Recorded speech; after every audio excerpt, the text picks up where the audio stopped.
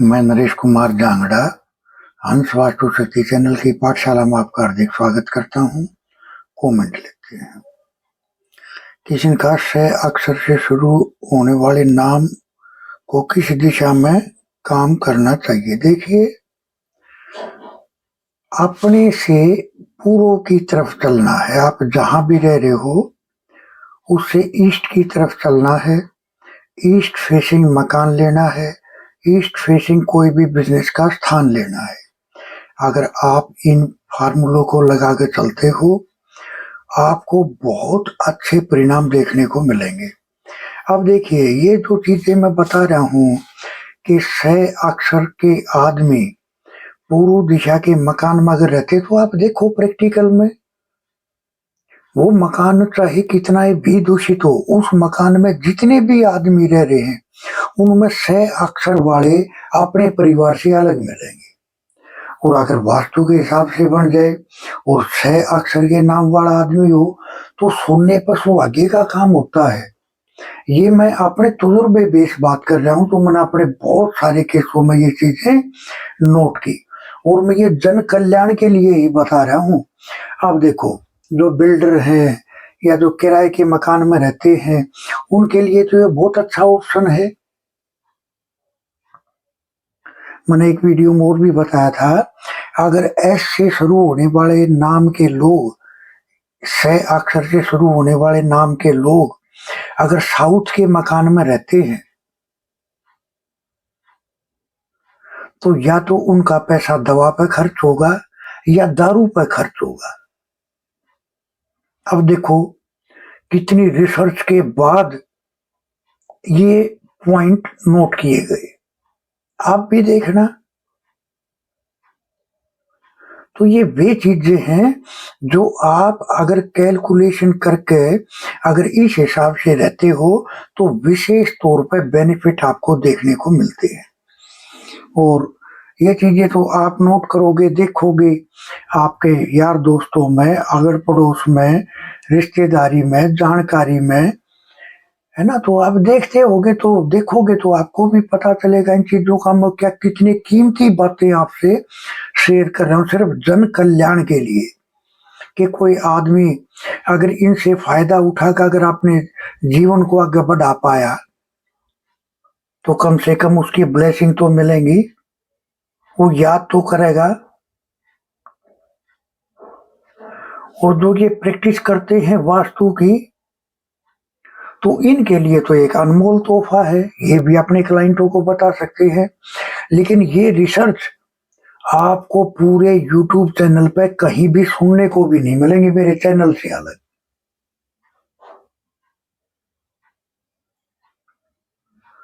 क्योंकि मैं बहुत लंबे टाइम से इस पे प्रैक्टिस कर रहा हूँ वास्तु की।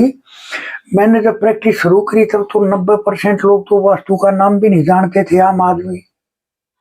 आजकल तो आप देखते होंगे कि हर गली में या हर मोहल्ले में एक वास्तु एक्सपर्ट है। देखो, एडवांस और वैदिक, जब तक दोनों का कम्युनिकेशन मिला के नहीं चलते, तो वास्तु के पूरे तौर पर रिजल्ट ले ही नहीं पाते। तो दोनों का कम्युनिकेशन करना है, आज के युग का भी और पुरातन युग का भी, तब ये चीजें कामयाब होती हैं। किसी ने कहा साउथ में बाहर गड्ढे हैं, तो क्या ब्रास की पत्ती से ट्रीट कर सकते हैं?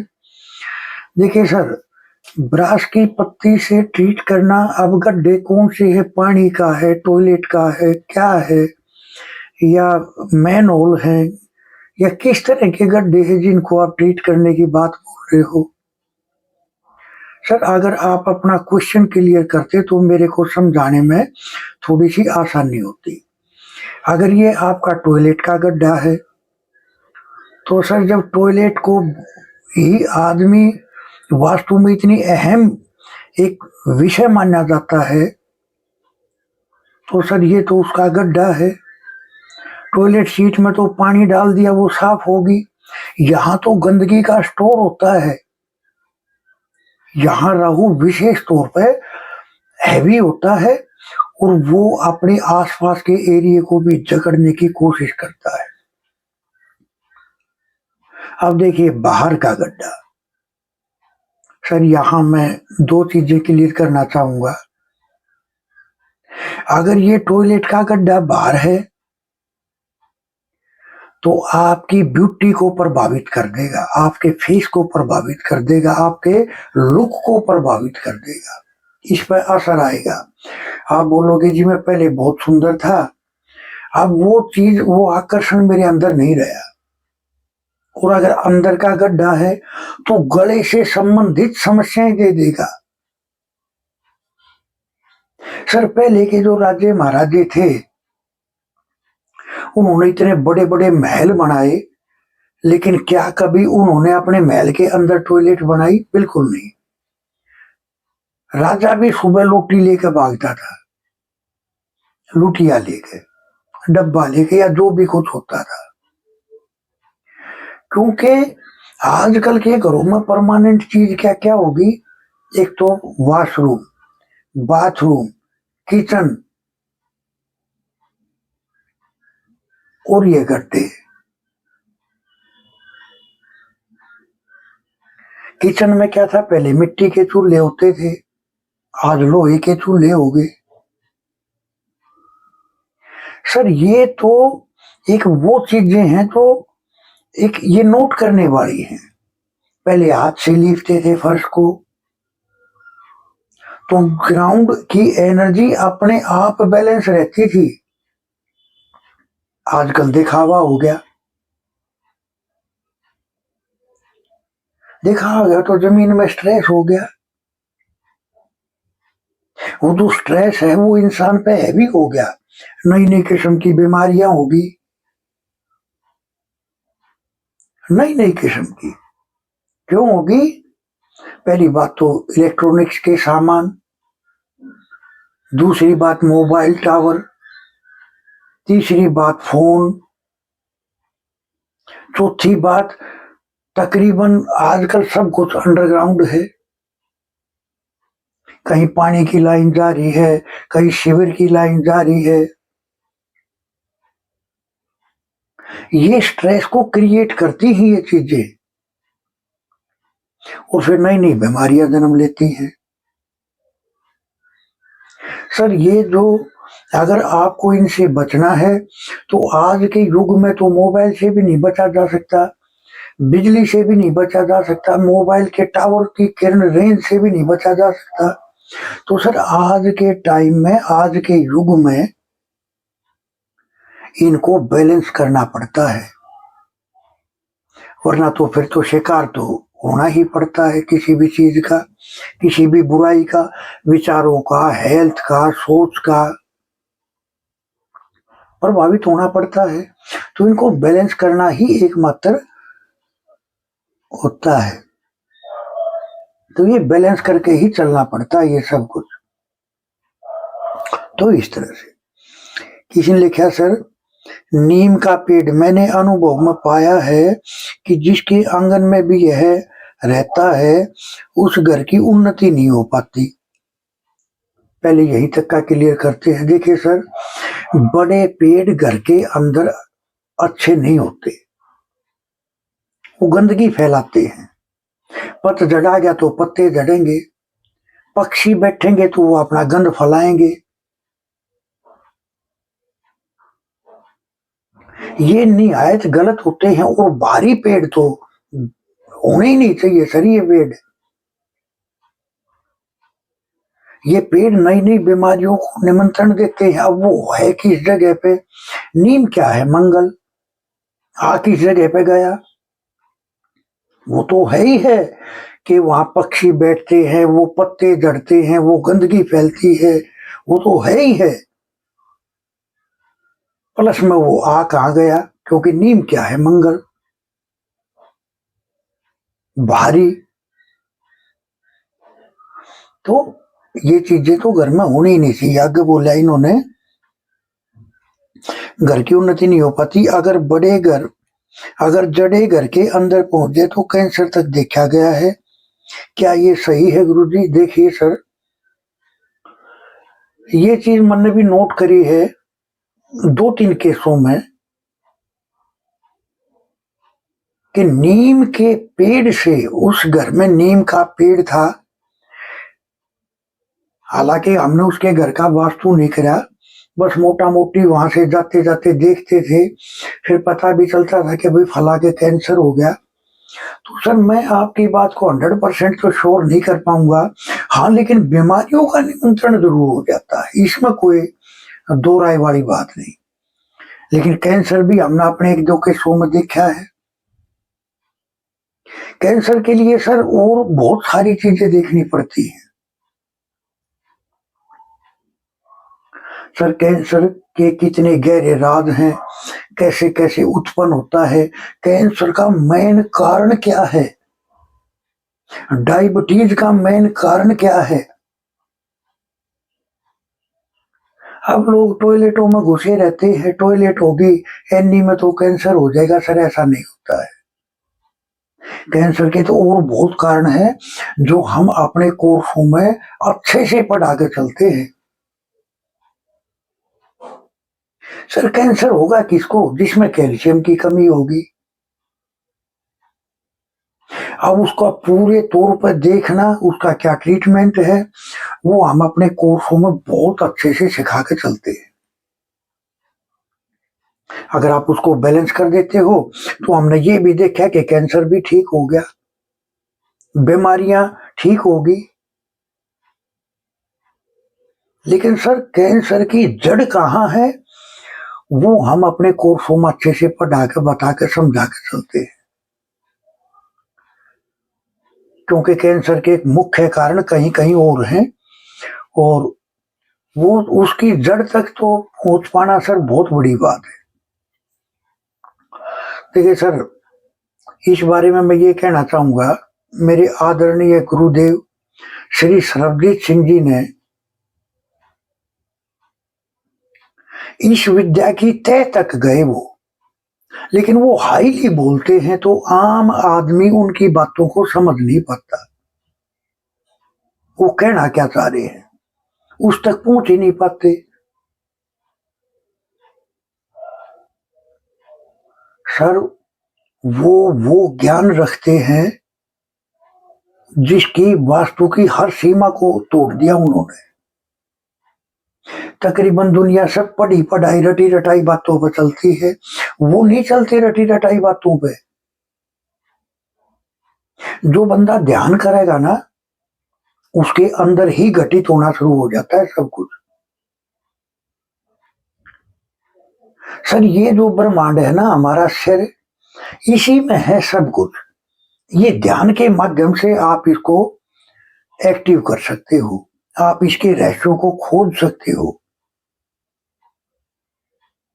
और जो सिर्फ एनी में टॉयलेट होगा तो कैंसर हो जाएगा, अरे सर मैं तो यहां तक बता देता हूं, एनी बिल्कुल चाहे क्लीन हो, लेकिन वास्तु में एक ये जो जोन है, ये एक दूसरे से कनेक्टेड होते हैं। किस जगह पे दोष आ गया तो एनी काम करना छोड़ देगा। अब ढूंढते रहो एनी को, क्लाइंट बोलेगा जी मेरी समझ ही नहीं आ रहा, अब समझ कहाँ है एनी में, तो वास्तु एक्सपर्ट तक 99% वास्तु एक्सपर्ट एनी में खोदने में लग जाते हैं, वहां कोई दोष दिखाई नहीं देता। उनको ये पता ही नहीं है कि किस जोन से कनेक्ट है ये, अगर वहां आ गया कोई दोष तो एनी काम करना छोड़ देगा। सर इतनी गहराई में जाना, ये सब तजुर्बा बेश बातें होती है, और मैं शुक्रगुजार हूं कि मेरे को ऐसे गुरु मिले जिन्होंने ज्ञान को एक थाली में परोस के दिया, लेकिन उनके ज्ञान को समझ पाना कोई छोटी बात नहीं है।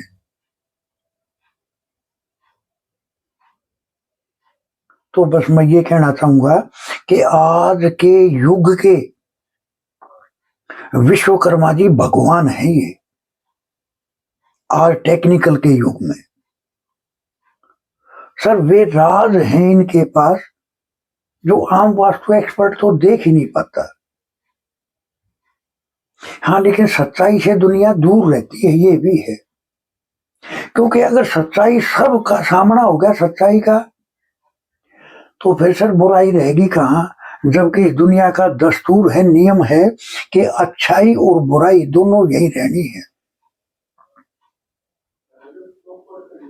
आप देखना ये चीजें नोट करके, इनके वीडियो देखोगे तो आपके भी समझ आएंगी।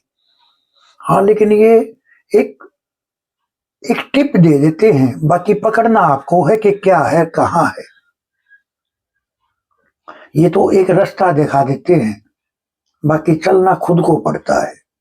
अब कौन कितना चल पाता है ये उस बंदे के ऊपर डिपेंड करता है। तो इस तरह से तो सर कैंसर के कारण कुछ और भी हैं, लेकिन कहीं ना कहीं बीमारियों को जन्म देने में बड़े पेड़ एक भूमिका निभाते हैं अपनी। बहुत सारे आदमी देखे होंगे आपने, अपनी छत के ऊपर पानी रख देते हैं, पक्षियों के लिए कुछ दाना चुग्गा डाल देते हैं। सर ये बहुत गलत है, ऐसा नहीं करना चाहिए।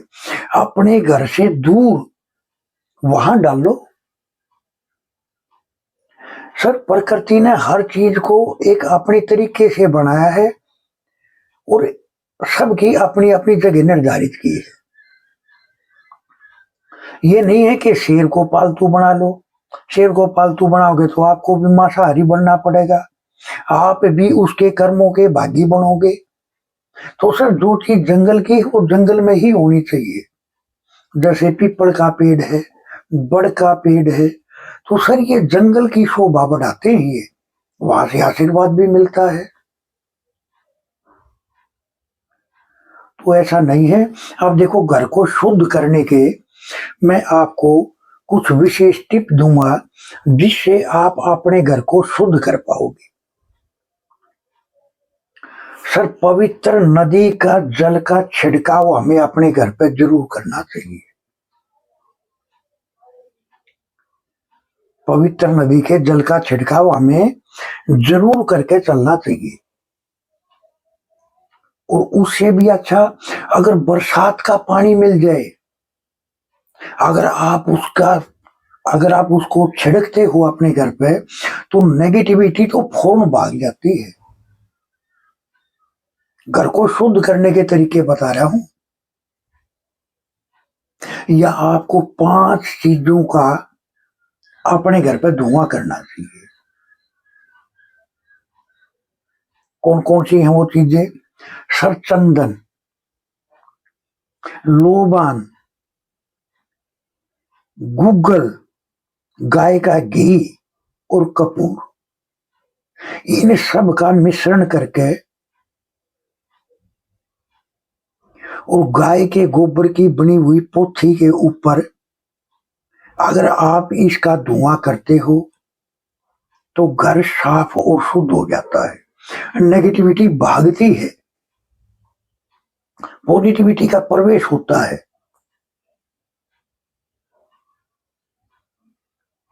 करके देखोगे तब पता चलेगा सर। बाकी तो वही चीज आती है कि सब वही एक, कोई कुछ भी बोल देता है, लेकिन मैं किसी की आनिंदा करना नहीं चाहूंगा। बस इतना ही कहूंगा कि ये जो रेमेडियां मैं देता हूँ ये जन कल्याण के लिए देता हूँ, और आप अगर इनको करके चलते हो तो बहुत अच्छे परिणाम आपको देखने को मिलते हैं। और अगर कोई ये नहीं कर सकता तो सर हम तैयार करते हैं, ऐसी सामग्री का मिश्रण तैयार करते हैं। अगर आप उससे अगर अपने घर में धुआं करते हो तो 100% आपका घर पॉजिटिविटी से भर जाता है। उसमें और बहुत सारी चीजों का मिश्रण होता है, मंत्रों से अभिमंत्रित होती है, तो आप वो भी कर सकते हो। तो इस तरह अंश वास्तु शक्ति ये चैनल आप सबका है। लाइक करें, सब्सक्राइब करें, शेयर करें, कमेंट करें। वास्तु के एडमिशन ओपन है, सीखने के इच्छुक हमारे से संपर्क कर सकते हैं। किसी को अपनी कुंडली चेक करानी है, अपने घर का नक्शा चेक कराना है, नए मकान का नक्शा तैयार कराना है, आप हमारे से संपर्क कर सकते हैं। 79 रेमेडीज हैं, 8 क्लासेज हैं, सिम्टम बेस्ड रेमेडी हैं। ये रेमेडियां हम अपने YouTube चैनल पर कभी नहीं बताते। इच्छुक हमारे से संपर्क कर सकते हैं। थैंक यू, धन्यवाद, नमस्कार, जय हिंद, जय भारत।